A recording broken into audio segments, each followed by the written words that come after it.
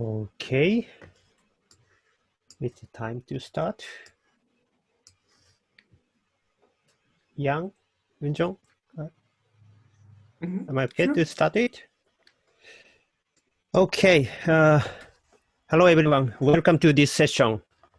In this session, ICPC 2010 Most Influential Paper Award session, we select one of the papers in ICPC 10 years ago, ICPC 2010, which was most influential. Two of the MYP chair, Most Influential Paper Award co-chairs, Julio and Case, did a great job to select it. But unfortunately, they couldn't make it to be here. So I Shinpei, is speaking this on behalf of them. So this is the selection process of the Most Influential Paper Award. Two of the MIP chair selected 7 nominee papers from all the papers in the ICPC 2010 based on their citation count.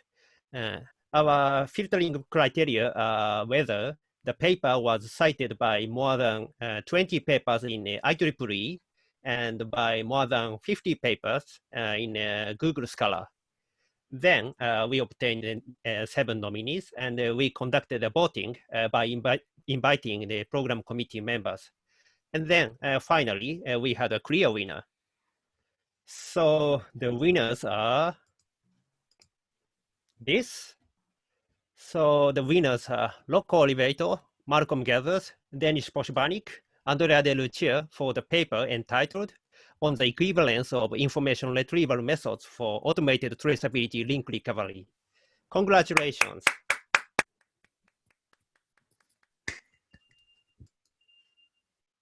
Guys, can you turn your video on?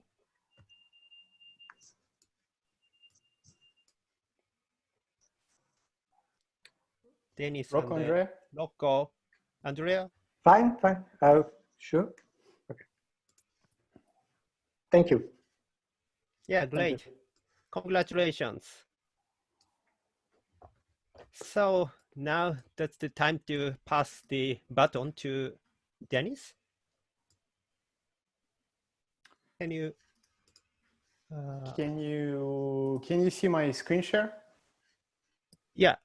Yeah. Now we are seeing your screen. Looks great. Yeah. All right. So thank you very much, Shinpei-san, for the introduction of the process, and I would like to thank ICPC organizers, MIP chairs, and program committee for selecting our paper. It's really an honor. And today I will give you a retrospective view how this paper happened, what actually was in the paper, and what happened after the paper, and why this paper is truly dear to our hearts, and you'll find out all this at the end of the presentation. So let's look into where this all started. Approximately 10 years ago, actually 11 years ago, Rocco and we attended working conference on reverse engineering in Lille-France. Fantastic location. And many of you actually, if you don't know, working conference on reverse engineering now is renamed to SANER. But this conference was actually held in the university building, and most of conference attendees were staying in downtown in Lille. Again, beautiful location. So we had to take subway to the conference, which was great because you had time to talk with people on the way to the conference. And this is where I actually had a chance to talk to Rocco extensively, even though I met Rocco briefly at other conferences before. But on our way to the conference, finally, we had a chance to talk research extensively. And conversation happened somewhere along these lines. I said, Rocco, I read your paper. It's interesting. And did you notice that almost half of the references in your paper are papers that I've co-authored? And this is a paper that Rocco was presenting at WCRE that year on traceability. Well, Rocco said, yes, I noticed. But also he said, did you notice that this is not the first time? In all of my papers, I cited at least one of your papers. And I replied, this means that we're working on similar topics and maybe we should collaborate.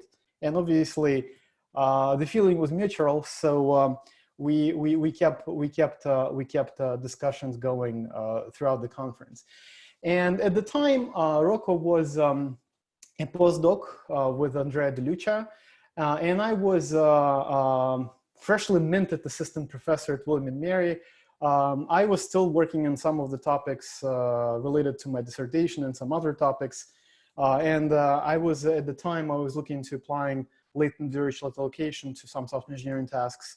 And Rocco and Andrea were truly the kings of traceability at the time. If you remember those times where you go to ICPC, ICSME, they always had a paper on traceability, and they were to go to experts on the topic. However, at the time, there was one big question that none of us could answer consistently. Which IR techniques should I use? Even though we applied information retrieval, Rocco applied it for traceability, I applied it for source code search, also software metrics, so measurement, but we couldn't answer this question precisely. And even though there were a number of papers, different data sets, different results, this was one of the major questions we had. And this was essentially the dawn of a fruitful collaboration.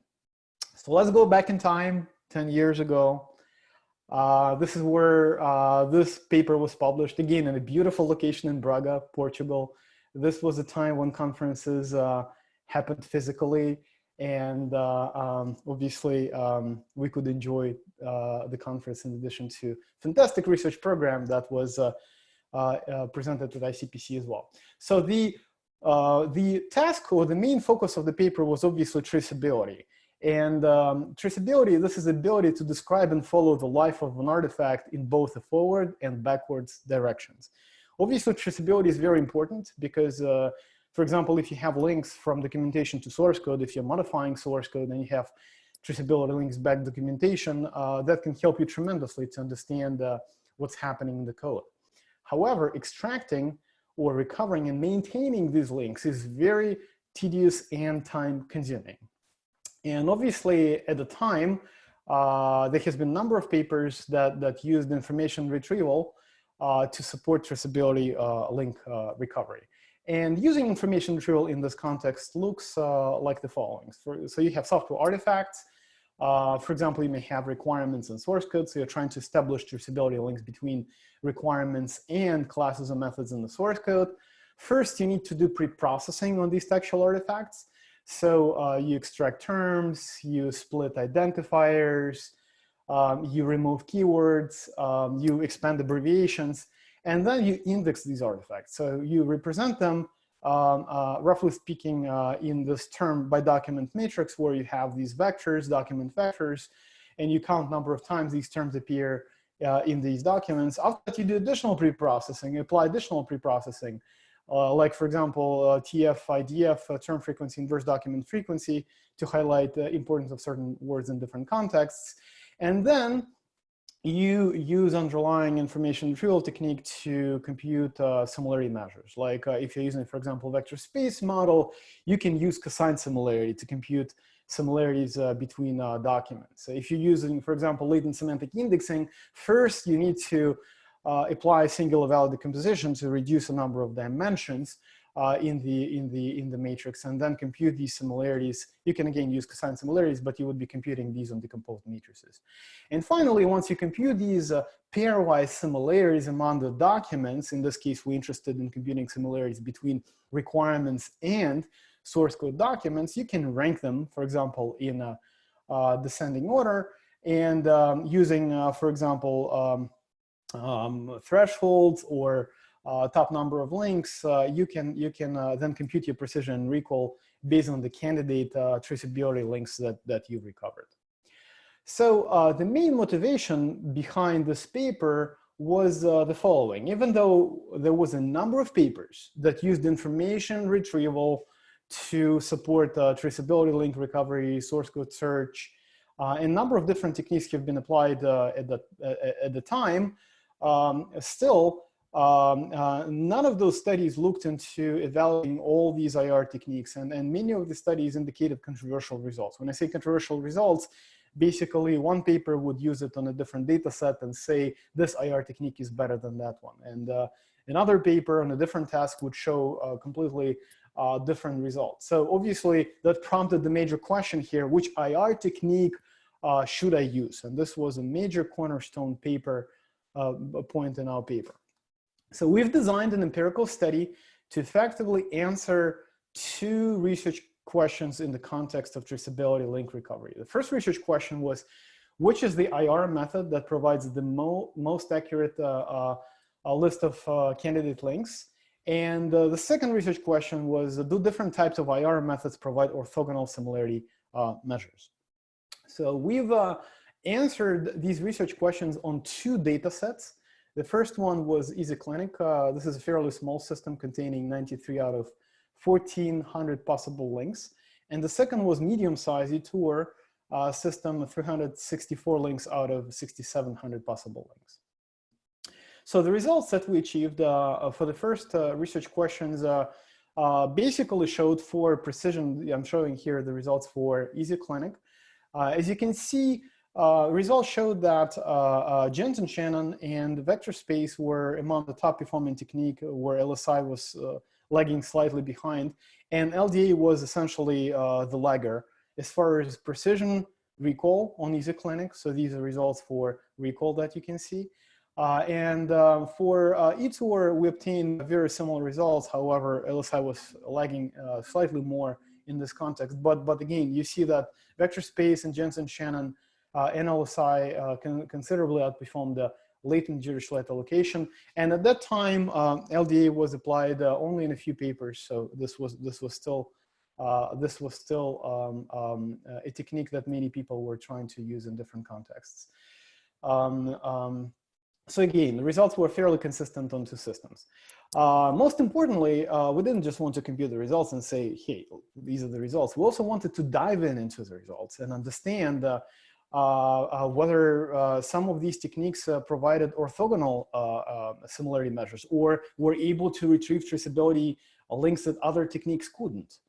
To do that, essentially, we did two-step analysis. First, we used principal component analysis to mathematically analyze where these IR techniques would fall as far as rotated components of PCA are concerned. And you can see here, the results clearly show that Jensen-Shannon, latent semantic indexing, and vector space are very similar techniques because they were captured in the first principal component of the PCA analysis, whereas latent Dirichlet allocation topic modeling technique was captured in a separate principal component analysis. So mathematically speaking, PCA gave us a very clear answer that LDA was different as compared to Jensen-Shannon, LSI, and vector space.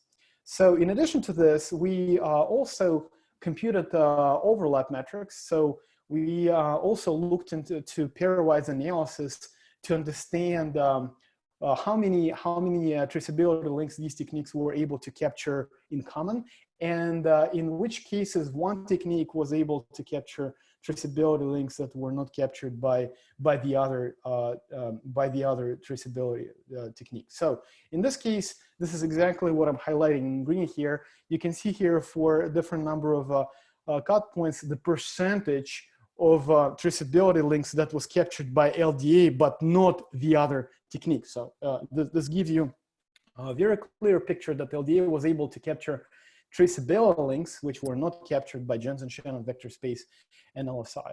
And you can see that obviously they also had number of traceability links in common as well. So the major conclusions of the paper was that Jensen-Shannon, vector space, LSI, in the context of traceability on those two data sets, obtained fairly similar results, and we showed mathematically that they were capturing very similar information as far as similarities traceability links are concerned.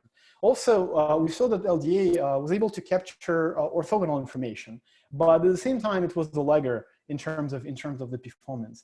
And at the time, we just started using LDA. So, for example, we used the Hellinger distance to compute similarities, and obviously As you all know, because I assume you've read papers that use LDA, LDA is a fairly sophisticated technique that has a number of parameters like number of topics, alpha, beta, number of iterations, and those configurations can significantly impact the performance of the technique depending on the underlying data set. So at the time, that was not the focus of the paper. Other papers showed that later on, but clearly our first attempt was not super successful in terms of LDA's performance, and this was the result of the paper. So these are mandatory reviews or snippets from the reviews that came back from Icpc. Overall, reviewers liked the paper, but the major consensus was that the study felt rather preliminary to the reviewers, and we fully agreed with them.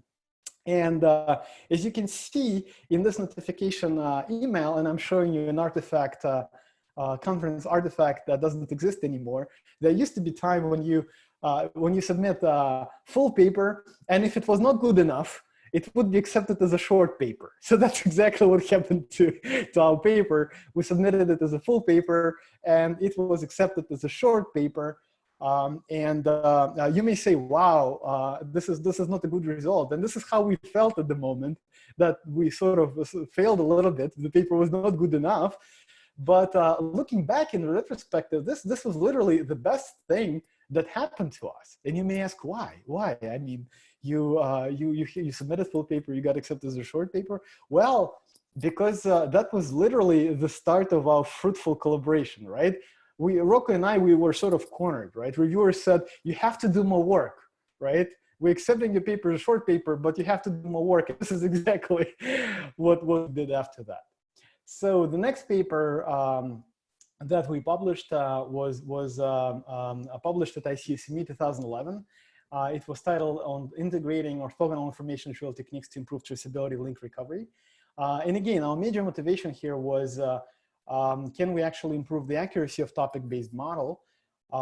Because we understood all the limitations based on our previous study. And also, we asked ourselves, can we actually design a traceability technique by combining different IR techniques to improve performance of traceability models?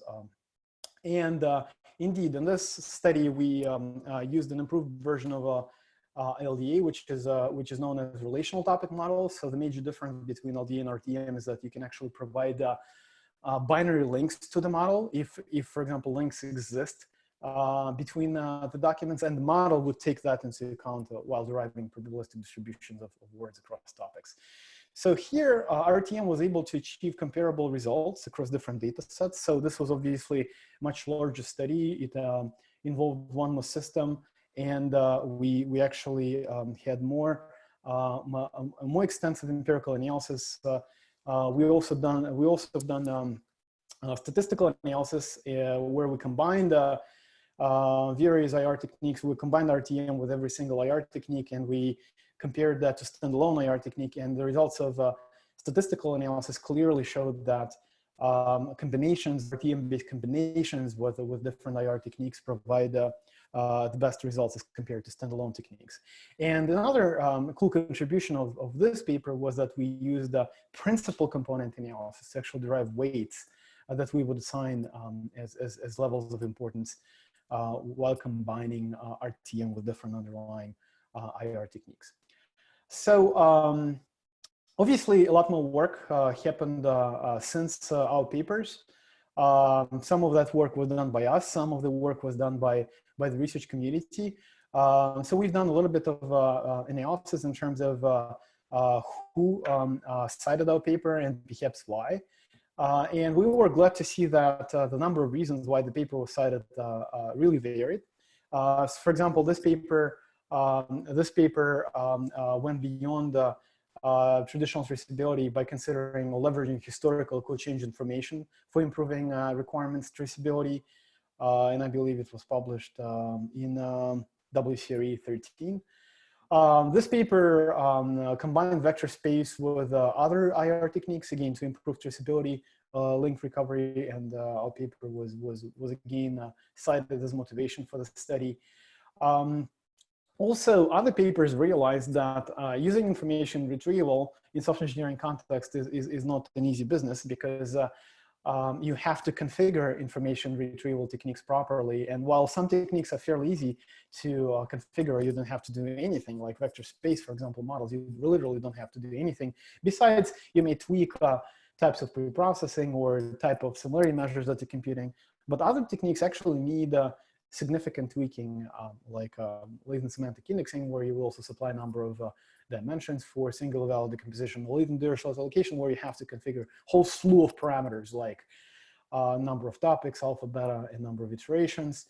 And indeed, this was one of the first papers that actually tried to configure LDA. This was a paper by Scott Grant and James Cordy, which essentially mentioned our paper and said, LDA performance is not great, but we can actually improve LDA's performance by properly configuring LDA, and that's exactly what they did in this paper. And this paper then motivated whole slew of papers that tried to also configure other LDA's parameters in the context of different software engineering tasks. This is one such paper by Tim Menzies. In this case, they tried to use search-based software engineering techniques to configure LDA. So obviously, you remember that in our CPC paper we use these metrics, right? Where one IR technique would where we try to measure what one technique is able to capture and not the other one. So we try to do the same. We try to apply the same metric on our impact. And indeed, this is one counterintuitive observation to us, because when we wrote that Icpc paper and when we introduced using principal component analysis and these overlap metrics to compare different IR techniques in the context of traceability, we were really hoping that this type of analysis would pick up and be used in our community to compare IR techniques in the context of different software engineering tasks like refactoring, so forth, and so on. Because these, for example, metrics allow you to dig in and truly understand what's happening with true positives in the results, right? Again, let me reiterate. The first measure tries to show the percentage of correct links that two traceability links recovery techniques share or IR techniques share. And the second metric essentially tries to capture the number of true positives by the first IR technique, but not the other one. And when you do this extensive pairwise analysis on all IR techniques, it gives you a very clear picture in terms of orthogonality of the results in true positives analysis. And we were hoping that it would pick up, but it didn't. So essentially, I'm trying to use this MIP talk as a promotion that if you are using multiple IR techniques in different contexts, try to do a little bit deeper analysis. Don't just compute the results, maybe run statistical analysis and say, these are the results. Try to dig a little bit deeper into the results and try to understand what's really happening. I'm not saying you can explain why, but at least you can understand a little bit more in terms of what's happening in terms of true positives as far as IR techniques are concerned. So as I said, this Icpc paper was truly the dawn of our fruitful collaboration, and throughout the years, we've written a number of papers, and we were very fortunate to work with our current students, former students. Many of our former students are now assistant to associate professors elsewhere, running their own research programs. And obviously, we went well beyond traceability, and we ventured into a number of other topics that we started on collaborating. Overall, throughout these years, we've written approximately 22 papers. I say approximately because we still have work in progress. Some of these papers got awards. Some of these papers ended up in transactions, and also quite a few of these papers won awards. So this was really great time. So the lesson for young researchers is even though your full papers no longer can be accepted, the short papers, because I don't think this is a practice that any of the countries are doing nowadays. So I guess we lucked out. But in case if you start a new collaboration and your paper gets rejected, don't get discouraged, right? Because truly wonderful things may happen down the road. And I think this is exactly the story of our ICPC paper. So with all that, this is the talk. Thank you for your attention, and I would be happy to answer. Andrea and Roka also here, so we would be happy to answer any questions that you might have. Thank you. Thank you. Thank you, Dennis. Thank you, Dennis.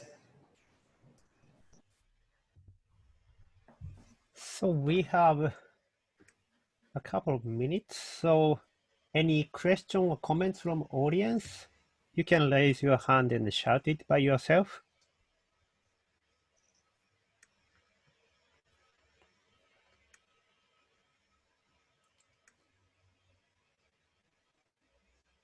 Karim, you raise your hand. Yes, I did. Thank you. Yeah. So thank you for a nice presentation. It's very insightful, and also appreciate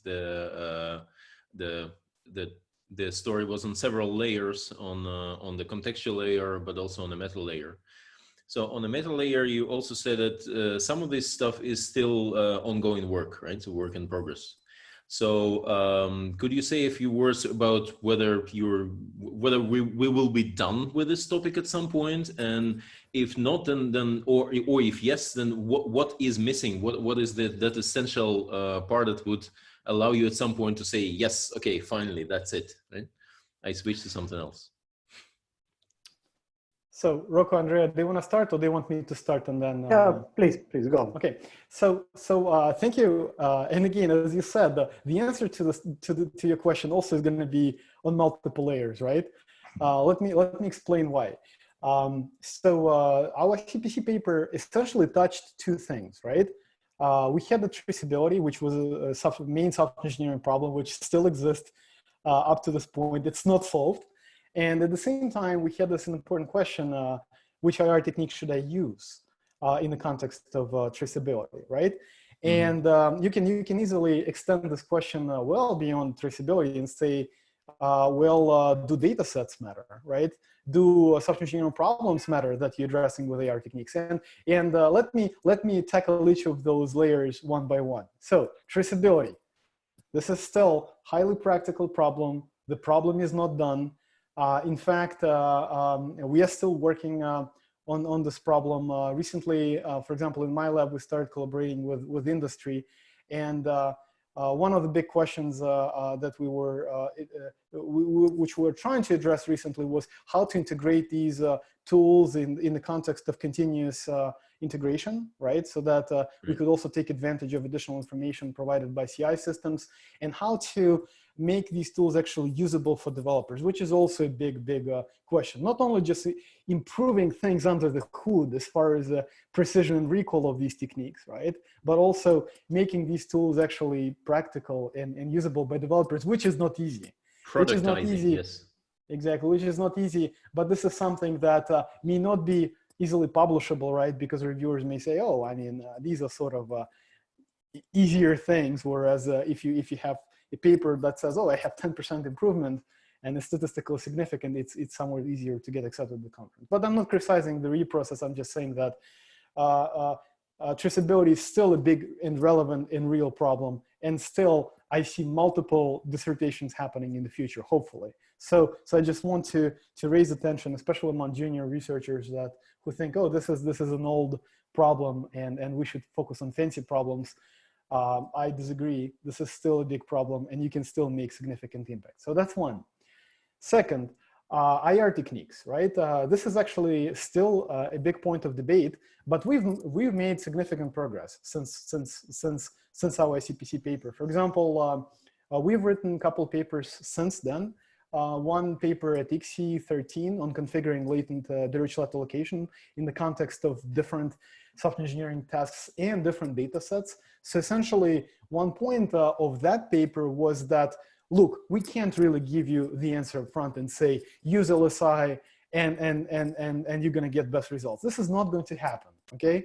Or use LDA with that particular configuration and you're going to be fine on all the data sets and all the problems that you're going to see. It's not a valid answer. What we found in that paper is actually It highly depends on the underlying data set and on the underlying task, right?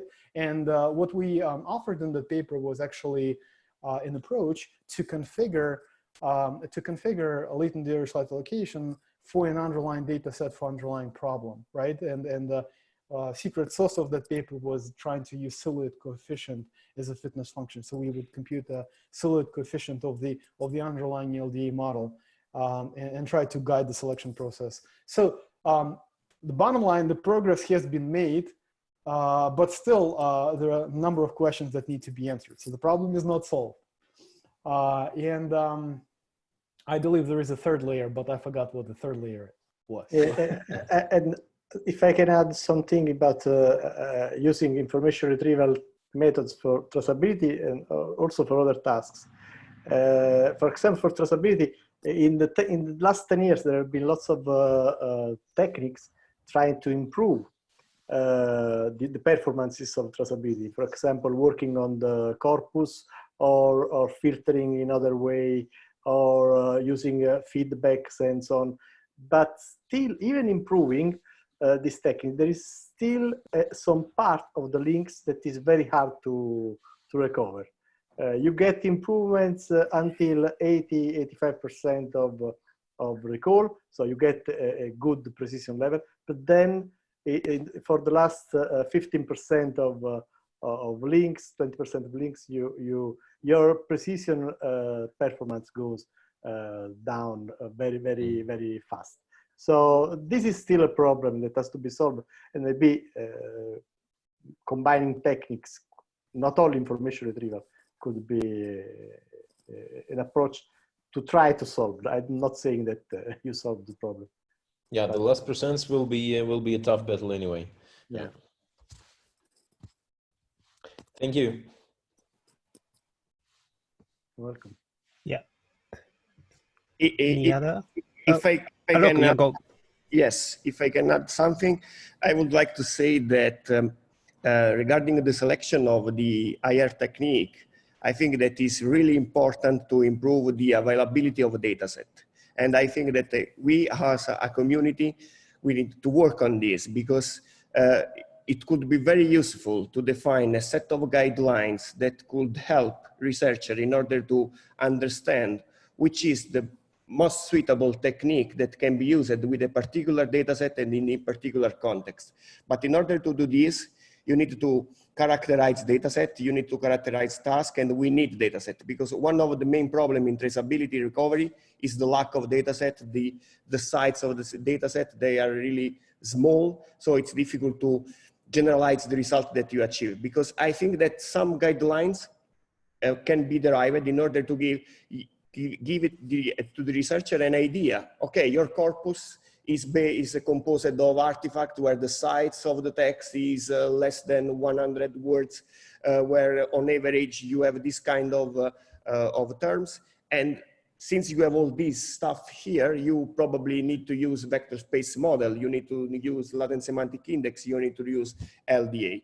So I think that we have, after 10 years, we have still this problem, that the availability of a data set. Thank you. Another, given the fact of the shorter paper to be selected as the most influential, Dario has an interesting question. Dario, can you say by yourself? Yes, again, actually, it's more a comment than a question. So a few days ago, Andrea told me the story of this paper, and yeah, okay, he spoiled me a bit the story. And then I was very surprised that in the end this paper was just a short paper. But then usually when I go to Icpc, AZ, usually short papers are not considered so much. And it's like, okay, it's just a short paper. But at this point, I wonder, should short papers be first-class papers? Because in the end, I mean, if you submit to a conference and then you have just a short paper, as you already said, it's like, okay, it's just a short paper. But then I think Yes, that they should be. in some Yes. cases, you don't need 10 pages. So what is your fault? What are your ideas? I can give you a short answer, yes. Yeah, but this is too easy. The point is that, yeah, what are you going to do tomorrow to make it happen? If I, well, actually, this was something that happened 10 years ago. I don't know when this stopped in ICPC, for example. But in other conferences, there are already separated tracks. So you don't have the chance that your paper is accepted as a short paper if it's a full paper. Maybe sometimes papers are moved from full research track to early achievements track, but it's not But then honestly it's even worse, because then it's like that you say, okay, it's not a sufficient paper, it's so worse. it's a bad paper. But you can try to get your paper accepted at another venue in this case. And anyway, sometimes it can happen that short papers have an impact on other papers more than full research papers. Length is not a matter in this case. I mean, and this may not be too surprising, right? Because you see sometimes short papers published in new ideas tracks, right?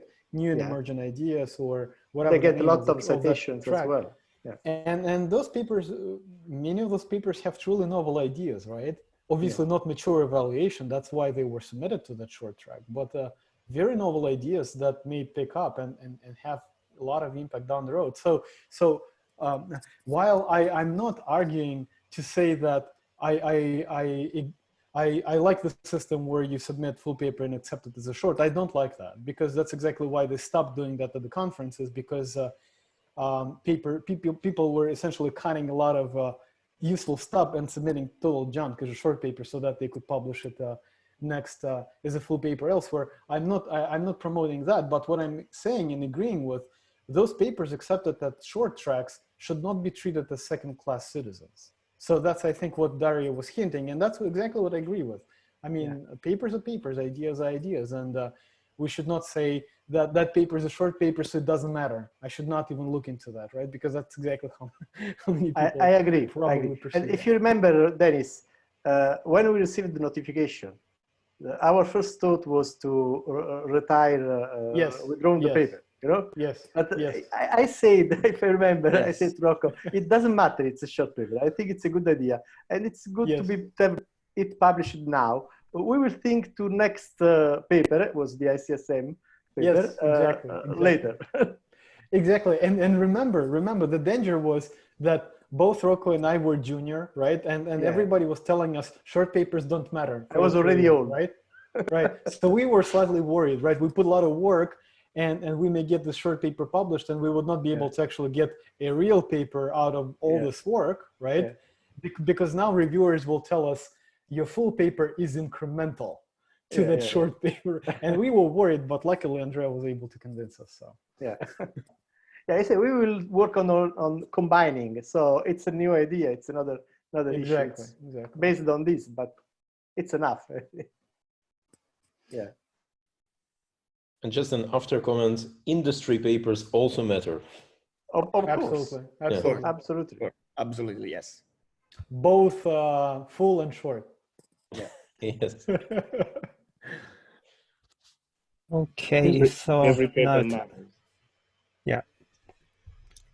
Okay, thanks again for the authors, and congratulations again for the authors.